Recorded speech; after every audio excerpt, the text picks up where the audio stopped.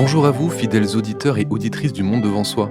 Chaque mois, nous avons choisi de vous proposer un épisode de notre podcast Le chemin des écolières. Une série en 12 chapitres pour découvrir le travail de celles et ceux qui œuvrent pour permettre aux jeunes filles du monde entier d'accéder à l'éducation. Comment aider les jeunes filles à suivre un enseignement de qualité ? Quelles sont les solutions mises en place à travers le monde ?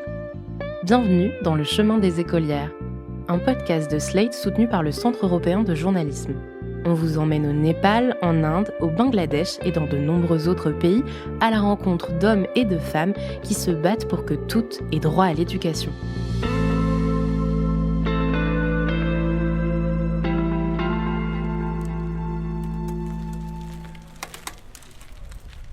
En Tanzanie, à vélo vers l'indépendance.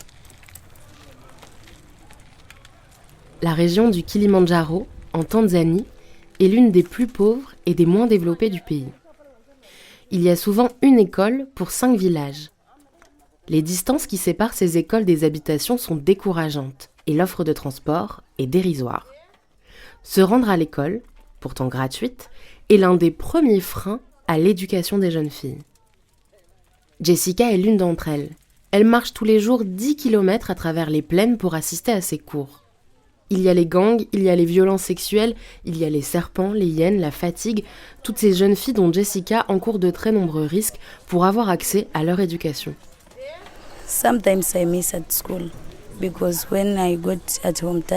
Parfois je manque l'école, je rentre chez moi, je suis fatiguée et comme je suis fatiguée, je tombe malade. Des fois je suis si fatiguée que je comprends même plus ce que les professeurs racontent en classe.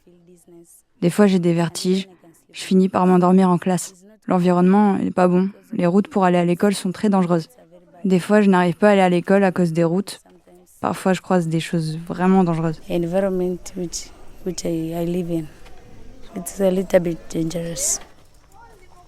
Il y a quelques années, à cause de toutes ces difficultés, Jessica était sur le point d'abandonner sa scolarité jusqu'à ce qu'elle rencontre l'organisation ABC Impact et qu'on lui propose un vélo.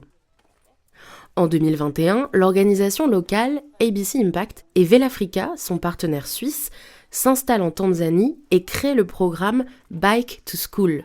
Ils apportent alors des milliers de vélos aux écoliers et écolières de la région du Kilimandjaro. Parmi les 6000 bénéficiaires, 4 sur 5 sont des filles. Ayana Albert est chef de projet chez ABC Impact. En moyenne, ici, une fille marche environ 10 km pour aller à l'école et 10 km pour en revenir. Et il y a tant d'obstacles en plus de cela. Les discriminations liées au genre, par exemple, ou le harcèlement sexuel le long du chemin. Nous avons ici ce qu'on appelle les boda-boda. C'est un mot swahili qui désigne des hommes à moto. Ces hommes tentent d'abuser des filles en leur proposant de les amener gratuitement à l'école. Et vous pouvez imaginer la situation. Une fille fatiguée qui souhaite aller à l'école et qui serait tentée de prendre la moto pour aller plus vite. Et à cause de cela, certaines sont harcelées, voire agressées ou violées. Le harcèlement sexuel est très présent. Et les statistiques montrent qu'il y a un taux très élevé d'abandon scolaire chez les jeunes filles en Tanzanie à cause de cela. Alors, il y a un réel besoin d'encourager et d'aider les étudiants, les jeunes filles en particulier, à aller à l'école.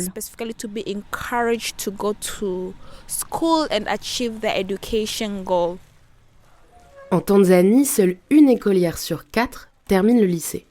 Pour les enfants les plus pauvres, c'est une écolière sur 20. Distribuer des vélos vient briser cet engrenage, confirme Ayana Albert. Avant, 70% des filles abandonnaient l'école chaque année. Mais avec l'arrivée de notre programme, nous avons réussi à diminuer ce chiffre à 35%. Ce que nous avons constaté, c'est que les élèves qui ont reçu une bicyclette ont vraiment amélioré leurs résultats scolaires. Évidemment, il y a beaucoup moins d'abandon. Les élèves viennent plus en cours parce qu'elles sont beaucoup moins fatiguées.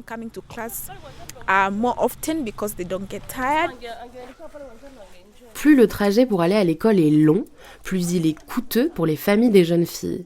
Même un ticket de bus peut représenter un coût trop élevé. En Tanzanie, le salaire moyen mensuel frôle les $100, sans compter qu'il existe de grosses disparités dans les régions éloignées, comme celle du Kilimandjaro. En transport, ça peut coûter environ 2,50 $ par semaine d'envoyer son enfant à l'école. Fois 4, ça revient à 10 $ par mois. C'est beaucoup trop. Il y a des parents qui ne dépensent pas cette somme en nourriture. Certains élèves vont à l'école pieds nus parce que leurs parents n'ont pas les moyens de leur acheter des chaussures. Maintenant que l'école est gratuite, certes, ça règle un problème, mais il faut aussi qu'ils aient les moyens de se rendre à l'école. Quand les enfants sont fatigués, ils ne peuvent pas se concentrer en cours. En plus, ils manquent d'énergie parce qu'ils ne peuvent ni se nourrir, ni rentrer chez eux le midi. Généralement, ils ne mangent qu'une fois par jour. Donc ça impacte forcément leur performance à l'école.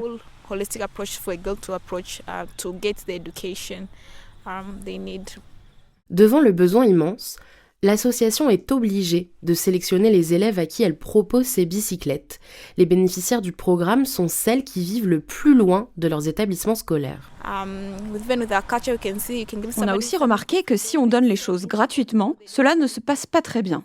En fait, soit elles vendent leur vélo, soit elles n'en prennent pas vraiment soin, puisqu'elles n'ont pas le sentiment d'en être les propriétaires.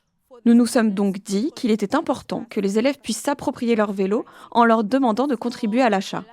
En général, Velafrica prend en charge 70% et l'élève 30% du prix du vélo.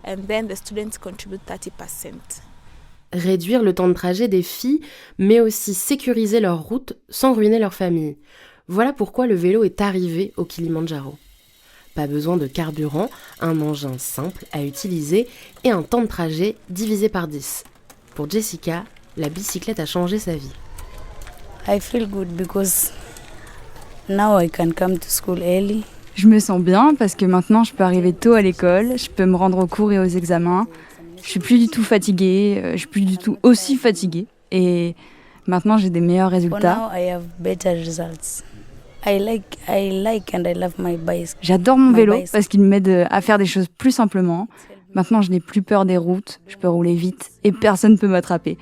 Depuis que je l'ai, je dors même plus en classe et je peux aller où je veux. I can go wherever I want for any time.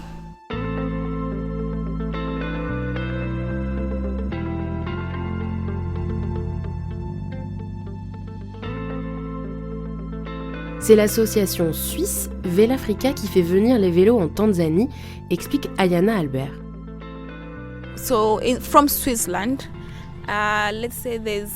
Imaginons qu'en Suisse, Monsieur X a fait don de son vélo ou l'a laissé quelque part. Velafrica récupère le vélo, le remet en état et l'exporte en Tanzanie ou ailleurs.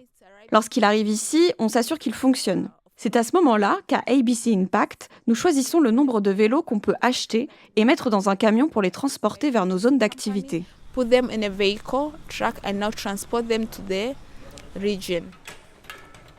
Quand les stocks sont suffisants, les vélos sont ensuite distribués aux filles habitant plus près de l'école. Dans l'un des établissements du programme, le hangar à vélo déborde. La plupart des élèves finissent par accrocher leurs bicyclettes aux arbres à l'aide de grandes chaînes en métal. Alima, 13 ans, est l'une d'entre elles. Je suis heureuse parce que maintenant je peux tout accomplir quand je veux. Avant j'avais peur des gangs à moto. On ne peut pas se cacher, même quand il pleut. Il peut toujours se passer quelque chose. Mais surtout, maintenant je mets 30 minutes en vélo pour aller à l'école à la place de 2 heures à pied. Avec mon vélo, j'ai juste à foncer quand j'ai peur.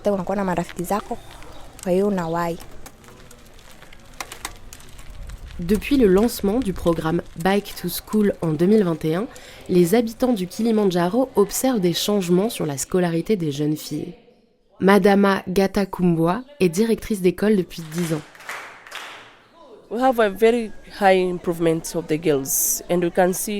Les filles se sont beaucoup améliorées à l'école l'année dernière. Elles avaient même des meilleurs résultats que les garçons. Et cette progression, nous la devons surtout au travail qu'a fait ABC Impact.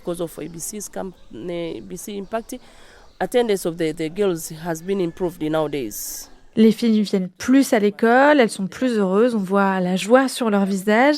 Elles peuvent maintenant aller en cours et profiter de l'école. You can see them, they are happy, they are enjoying schools. So that is our improvement. We thank ABC. Pour Ayana Albert, d'ABC Impact, les changements chez les jeunes filles vont même au-delà de leur scolarité. I think the sense of owning your own property is sufficient. It's a self-confidence. Je pense que le sentiment de posséder quelque chose crée de la confiance en soi. Ça donne l'impression de jouer à un jeu et en même temps de surmonter des obstacles. Elles se disent « je ne possédais rien et maintenant j'ai un vélo ». Même dans les yeux du reste des villageois, parce que ça devient « waouh, cette fille a un vélo ». Elle est identifiée comme ça, et non comme une fille mariée ou enceinte. Même en dehors de l'école, maintenant elles peuvent aller au marché, se promener avec plus de facilité. It has given them a sense of also identity within their communities. Mais le combat contre l'abandon scolaire des filles n'est pas terminé. D'autres défis leur barrent la route, comme celui de l'entretien des vélos. Des programmes de réparation des bicyclettes ont lieu 3 fois par an dans les écoles. Ayana Albert souligne qu'en plus de l'entretien, il est encore difficile de répondre à la demande croissante d'écolières en quête d'une bicyclette. The need is increasing, but now... On a encore beaucoup de travail à faire, des collectes de fonds à organiser, parce que les besoins sont importants, mais les ressources sont limitées, comme on dit toujours. Il y a trop de filles qui souffrent encore. So we have many young girls still suffering a lot. Reste aussi l'obstacle météorologique, celui-ci difficilement contrôlable. There are challenges that are controllable and there are ones that are uncontrollable. Il y a des défis qui sont contrôlables et d'autres qui sont incontrôlables, comme les fortes pluies. En fait, les filles nous disent qu'elles ont besoin de manteaux de pluie pour éviter d'être trempées dans ces situations. Puis c'est vrai que des fois, la route peut devenir boueuse et ça devient compliqué pour elles.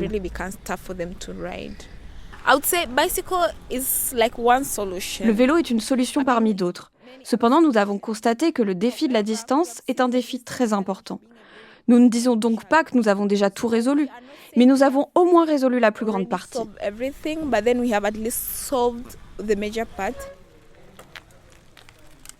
Le vélo a permis d'émanciper de nombreuses jeunes filles de la région.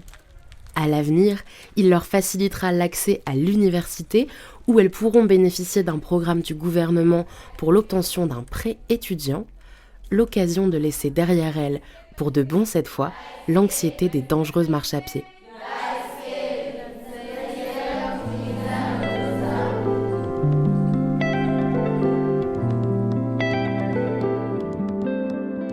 Vous venez d'écouter Le chemin des écolières, un podcast Slate Podcast, dont une version écrite accompagnée de photographies réalisées par Robin Tutange est disponible sur le site de slate.fr. L'ensemble de ce projet a reçu le financement du Centre européen du journalisme par l'intermédiaire de l'accélérateur de journalisme de Solutions. Ce financement est soutenu par la Fondation Bill et Melinda Gates.